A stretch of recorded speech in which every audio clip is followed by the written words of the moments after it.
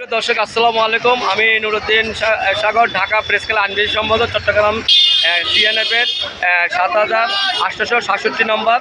আমার serial number বর্তমানে ৬,২93 এবং আরএসএল নাম্বার ১২৯২। এখানে আমার বন্ধুরা আছেন। এখানে আমাদের জেডি সরকার কাস্টম ড্রাইভার এবং আমাদের একজন মুরব্বী, খুবই দীর্ঘ আমাদের সিএনএফ জগতের ধরতে গেলে আমাদের বড় ভাই ৩২ বছর।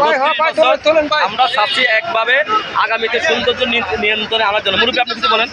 হ্যাঁ, অবশ্যই আমাদের এই পথে আগানো উচিত এবং আগামীতে এই ধরনের যদি প্রাপ্যতা থাকে আমাদের, তাহলে বিকাশের মাধ্যমে পেমেন্ট করে, যেহেতু এখানে অরজ সৃষ্টি হয়। হ্যাঁ, ঠিক না? জি। এই জন্য আমি চাচ্ছি আগামী যে কোনো কর্মদিবসের যদি মিটিং হয়, আমরা এই ধরনের উত্থাপন করবো। এখন আমার মুরব্বী এখানে একজন সিনিয়র, একজন বিজ্ঞ, ওনারা এতদিনে মালিক হতে পারতো, ভাগ্য খারাপে মালিক না হয়ে সিএনএফের এখনও জেডি সরকার হিসেবে কাজ করে যাচ্ছেন, কাস্টম সরকার হিসেবে কাজ করে যাচ্ছেন। এই বিজ্ঞ আমার বড় ভাইয়ের সাথে একটু কথা বলবেন, আপনি মিডিয়ার সামনে একটু কথা ধরেন। আসসালামু আলাইকুম রহমতুল্লাহি ওয়া বারাকাতুহু। তো আমরা এখানে অ্যাসোসিয়েশনের সদস্য সামনে থাকার জন্য আসতেছি। আমরা সুচারুভাবে বন্টন হচ্ছে, কোনো ঝামেলা নেই। আপনাকে ধন্যবাদ। আমার ভাইয়া আমার একজন আগামীতে নির্বাচন করবেন, আমার ভাই এবং চিটানের ছেলে, অত্যন্ত ভদ্র মানুষ। আমি তার সাথে কথা বলবো, আপনি কিছু নাম পরিচয় দিয়ে কথা বলবো।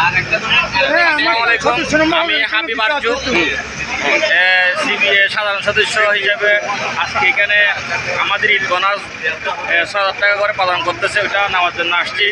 আজকে আরএসএল নাম্বার ১,০০১ থেকে ২,০০০ পর্যন্ত দিচ্ছে। এখানে একটু বিশৃঙ্খল হয়ে যাচ্ছে, লোকজন অনেক সদস্যদের ভিড় হয়ে গেছে। এখানে যদি একটা বুথ না করে ৫টা বুথ করতো, তাহলে এই বিশৃঙ্খলতা, এই ঝামেলাটা হইতো না।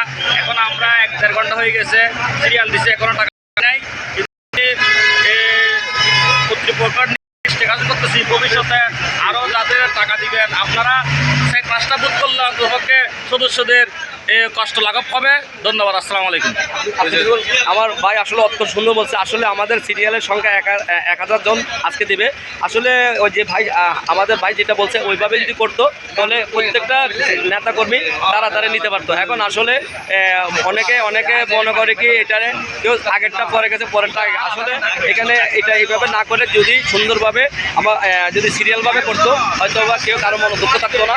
এখন আসলে সভাপতি সেক্রেটারি চেষ্টা করেছেন আমাদের সকলকে মূল্যায়ন করার জন্য। সকলে ভালো থাকুন, আগামীতে দেখাবে ইনশাল্লাহ। আমাদের সিএনএফের অক্লান্ত পরিশ্রম মানুষের যেন ভবিষ্যতে ভালো থাকতে পারে, আগামীতে ভালো নেতা উঠে আসুক, এটা চাই। আসসালামু আলাইকুম।